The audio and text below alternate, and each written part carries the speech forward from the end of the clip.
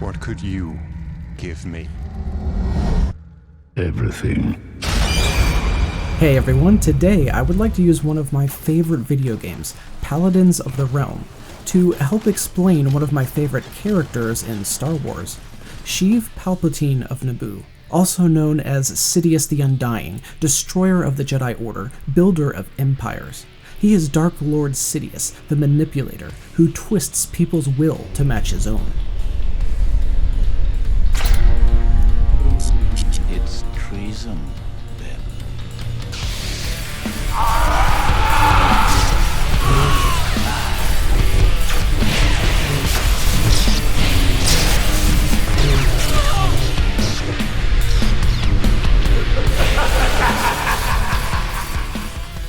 There was a 1,000-year buildup as the Sith waited for the perfect time to strike. Yes, they needed political corruption to reach a certain stage. Yes, they needed to wait for the Jedi to let their guard down. But even more importantly, I think they had to wait for him.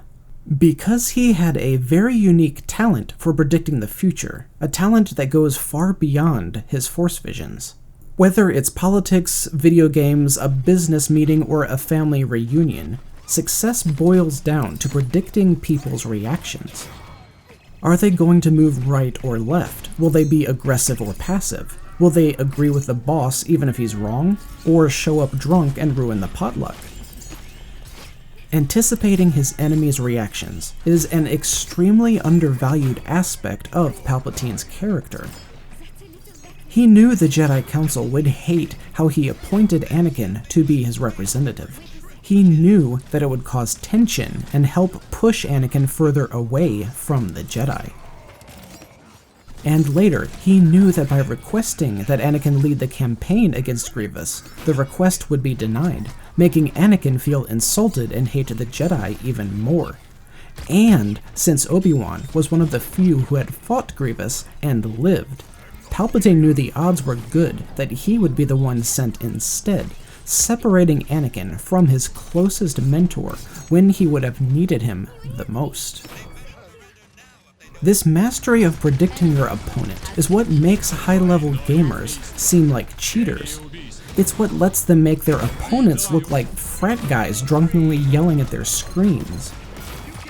Now, some of you may argue that this is just guessing, and it really isn't all that impressive. But what Palpatine had mastered, and what I am doing in these game clips, isn't just blind guessing. It's calculated, consistent prediction based off of previous experience, as well as knowledge of your opponent. Here, with most of her team dead, Ash's only option was to ult right on the payload.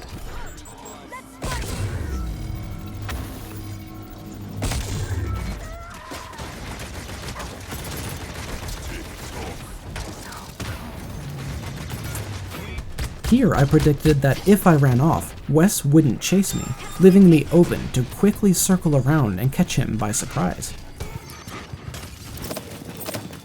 Here I predicted the Shah would jump directly backwards and not bother dodging since the round was ending.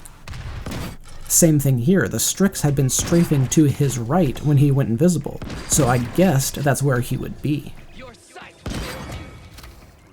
And here, the Strix expected I would have been in the same place. He never predicted that I would trick him by being up in the air. Here I predicted that based on his prior gameplay, Jordan would pop back out if I kept firing. And then later, the same tactic worked again, all because I knew his playstyle and how quickly he likes to counterattack. Here I heard the Sky go invisible, and knew she wasn't on the left, so I predicted she'd be mid, close to the wall, and I was right.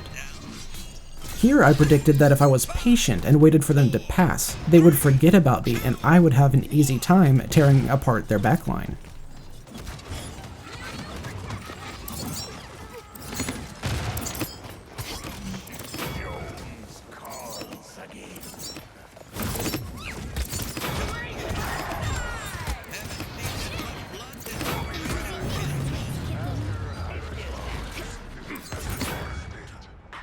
Here I predicted that Chili was bad enough with Andro that I could bait him into dying via my explosive mines.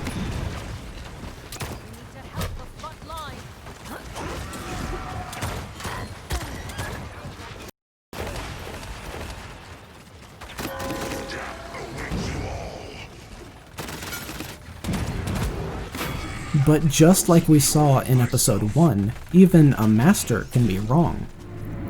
This is an unexpected move for her. It's too aggressive. Like here, I perfectly predicted the Koga would continue to rush me, and I used my ultimate at the exact right time. But he anticipated my ult and dodged right through. Or this time, I perfectly baited the Rom to follow me, so the knockback of my Poppy Bomb would throw him off the map.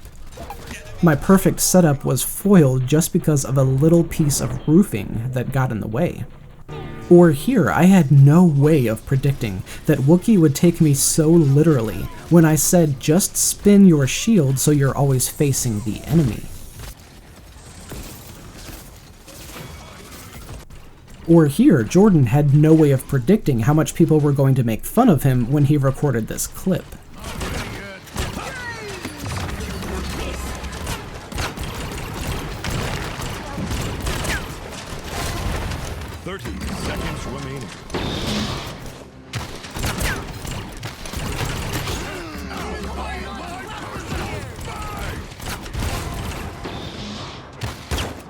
And sometimes you can't predict what will happen at all, because people are strange and act irrationally, only to suddenly change their minds. Behind us. Enemy killing spree.